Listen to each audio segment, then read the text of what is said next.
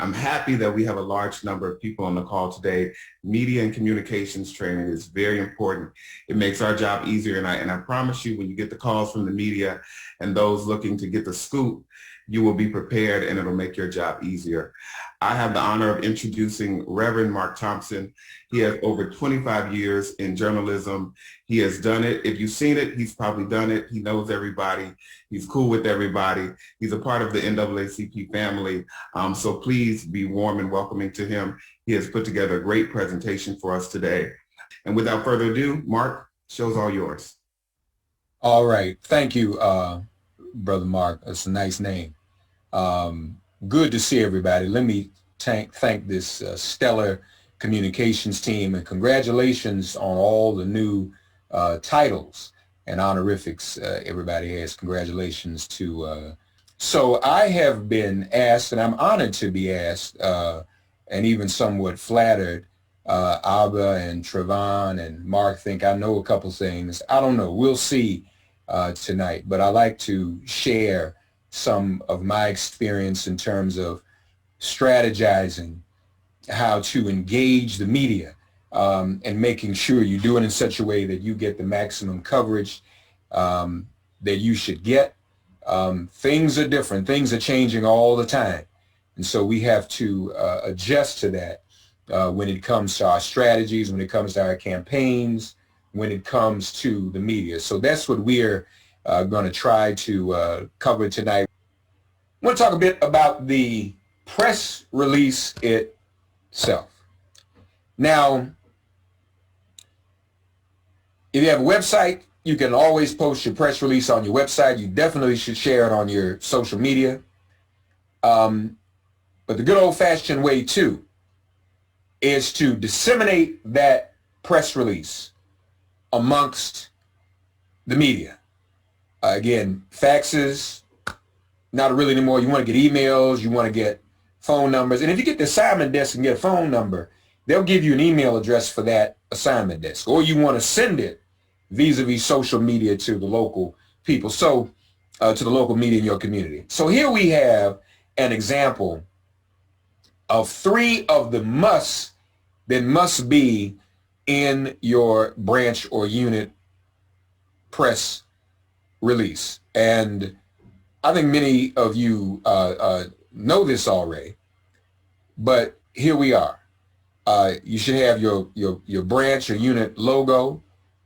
You should have the date line, and you should have the contact. Who's the person to contact to follow up on this release and perhaps schedule an interview or want to cover? So this is the Virginia State Conference. You see they have the NAACP logo up there at the top. They have both logos, the new one and the traditional one. They have the date line. You see that highlighted for immediate release. This is the date that this is taking place. This is the date we're releasing. That's important. They also have the contact, the phone number, the email address, all of that, the name, phone number, and email address for the person to be contacted by the media to follow up on this press release. All right? That's pretty easy and straightforward.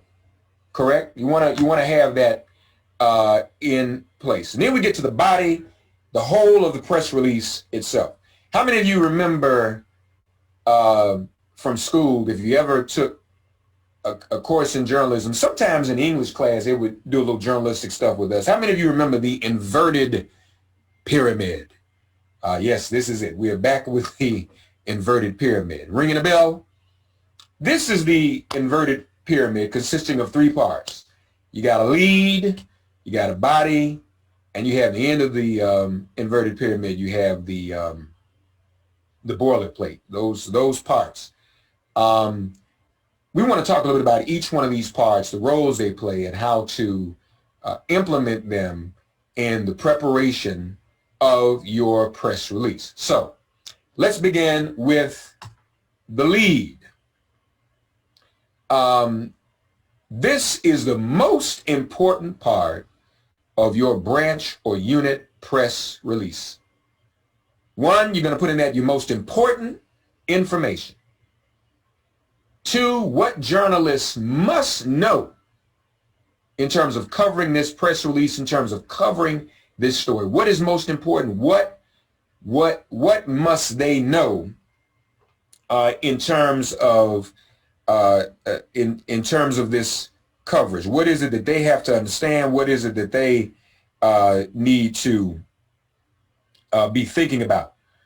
Now, also in the press release, in the lead, here we go again. What makes the story relevant?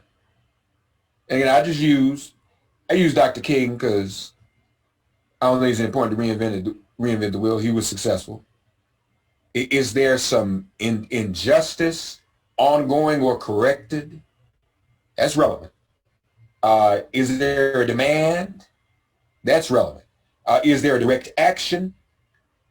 That's relevant. And again, this lead needs to be one strong sentence. We're going to get to brevity, you all, because really this whole press release, ideally, if you can knock that out in 4 paragraphs, you're doing something. Some of y'all saying, what is he talking about? Really, four paragraphs.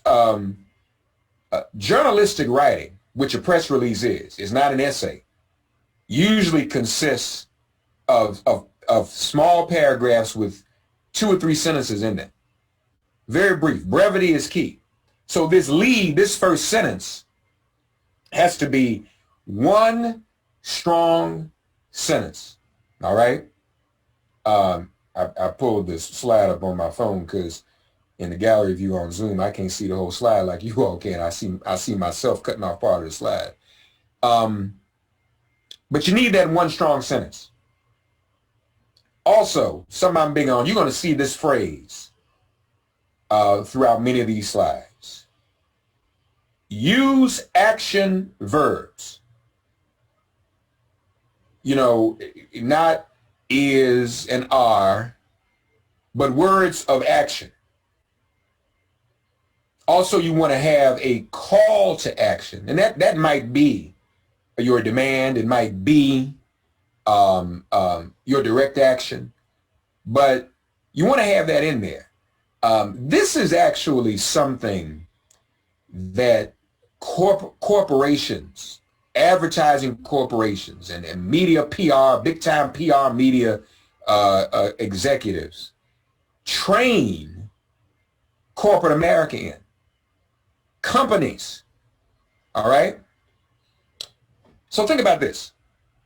You might not think about a company as having a call to action. You do think about NAACP. It's an action organization. It's a civil rights organization. A company has a call to action. Yes, they do. So you know if they do and they're pushed to do that to get your advertising dollars, then you want the NAACP to be able to say the same thing. Can't be something born. It can't just be we just doing this. You're just announcing something.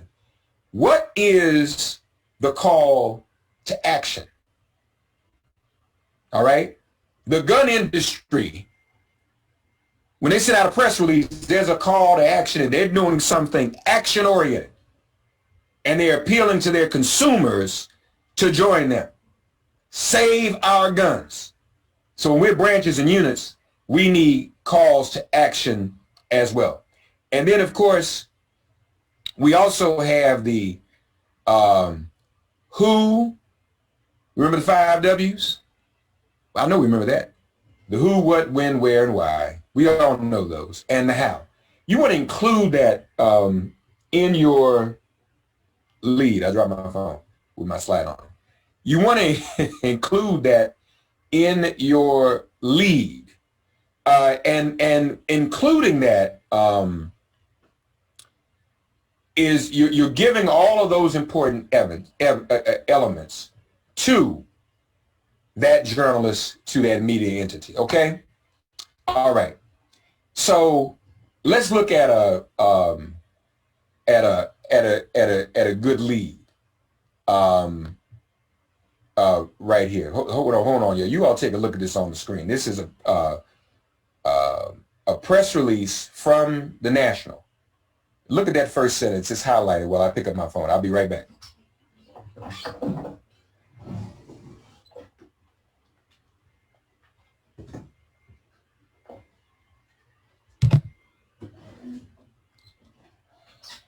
All right.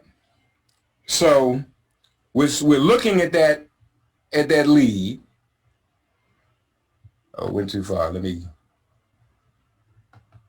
Hold on. Let me get back on here. I'm sorry, y'all.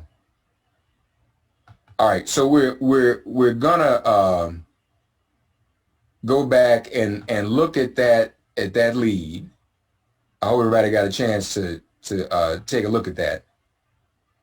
And in looking at that lead, we want to see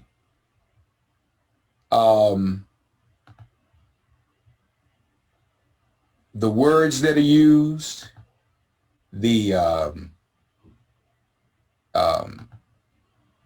how it appears. Does it grab the attention? Again, I'm a stickler for the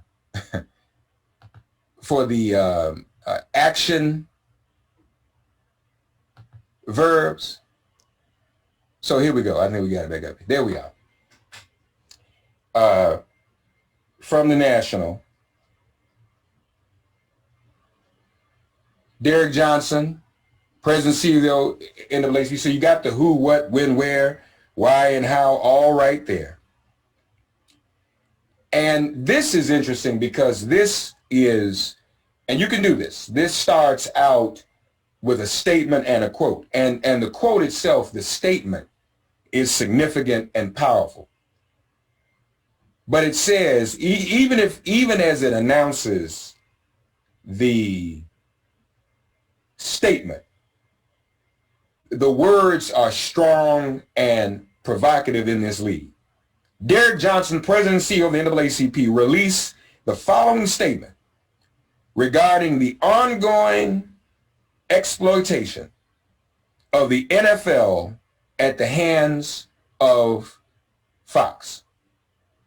Now that's something to me is, whoa, NAACP is getting in the middle of that. The NAACP is coming for Fox News.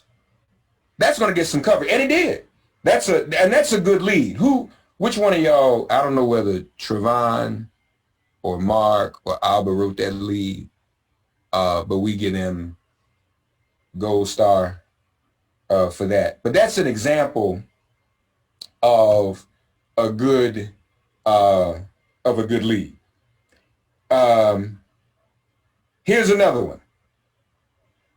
Who, what, when, where, why, how, the Racial Equity Anchor Collaborative, the foremost diverse coalition of national racial justice and civil rights organizations representing and serving more than 3 million people in the United States. That's giving them all the who, what, all the 5 W's and the H. Applause. That's an action verb. Doesn't say is happy about. It said applause Joseph Biden's recent executive action to make it easier for Americans to register to vote. So you got the point. You got the point of that and what it is saying. That's another good lead. All right. So we go from the lead on down the pyramid to the body of the press release itself. What does that look like? What should the body of the press release look like? If, the lead, again, that's one sentence, the lead. You can't always get all of the who, what, when, where, why, or the how all in that first sentence. So you might need to expand it somewhat in the body of the press release. So you can elaborate on that. 1, 2, you can include a little more context 3, you can include a little more background. 4, more details. That is where, too, you can offer quotes. Remember the press release from President Johnson had a quote in it, second paragraph. Again, my favorite, use action verbs. And watch this. Again, this is short. No more than 2 paragraphs or no more than 2 paragraphs of no more than 2 sentences in each paragraph. I cut you a little slack and maybe 3 at the most. But brevity is key because, again, understaffed media don't have time for folk to spend 30 minutes reading a press release. So you want to keep it brief. That's the body. Once you get that strong lead, that makes the point, boom. The body inspires people to follow up with the lead inspires people, the media, to follow up and read the rest of what is in the body. There you go. Boom, quote. That's the body. That's a good follow-up. For several decades, the Fox Corporation, and more specifically Fox News, has represented the worst traditions of American broadcast. Strong, no compromise. We coming for them. So that's a good paragraph in the body. Good, strong quote from President Johnson. Here's another example. The press release on the Racial Equity Anchor Collaborative.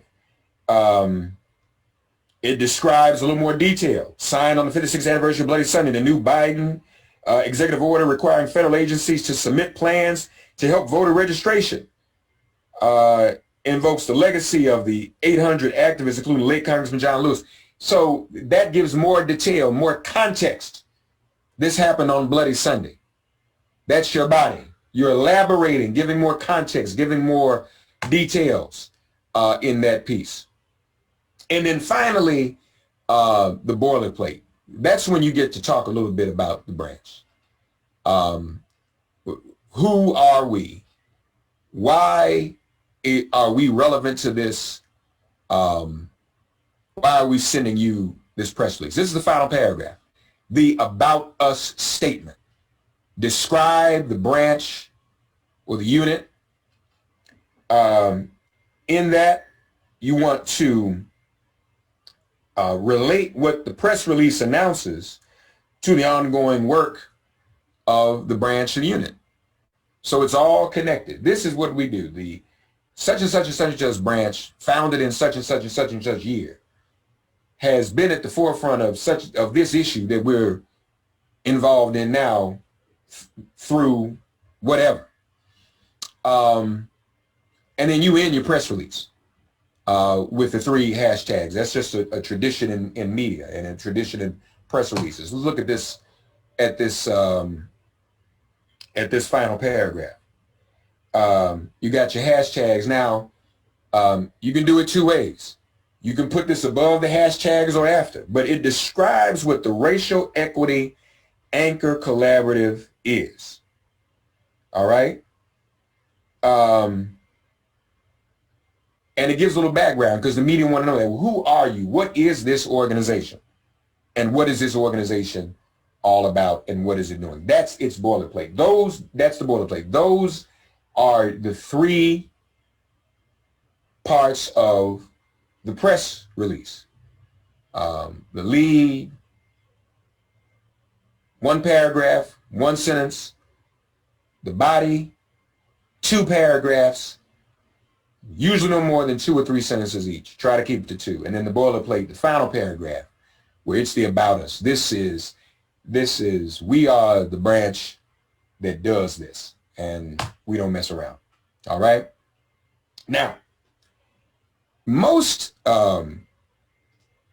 news media, headline is the last thing you do because you have this document. For example, if you're publishing a story, you have this story, and this story, you develop the headline usually after you read the story and figure out what the story is saying, so that you center the headline not only around the story, but it gives you an opportunity to bump up the lead even more. So one, it amplifies the most important part of your lead. This is the press release. You do it the same way they would do in the newsroom. You want to make it provocative. You want to be creative.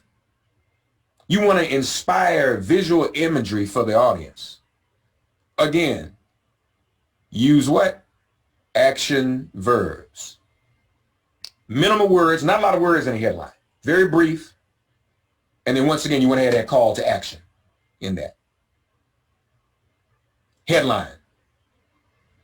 Derek Johnson, President CEO of the NAACP, demands formal meeting with NFL to discuss unscrupulous partnership with Fox. That's even invited. Whoa, what unscrupulous partnership? We may not even know what that is, but it makes you want to read it. It makes you pick it up and say, what is this unscrupulous relationship with Fox? Civil rights, racial justice organizations applaud Biden's executive order aimed at facilitating voter registration, urges robust implementation and tracking. We know that our voting rights are under attack. This is saying, wait a minute, somebody's talking about robust implementation and tracking. I want to read that. I want to pick that up. Those are strong and bold press releases, okay?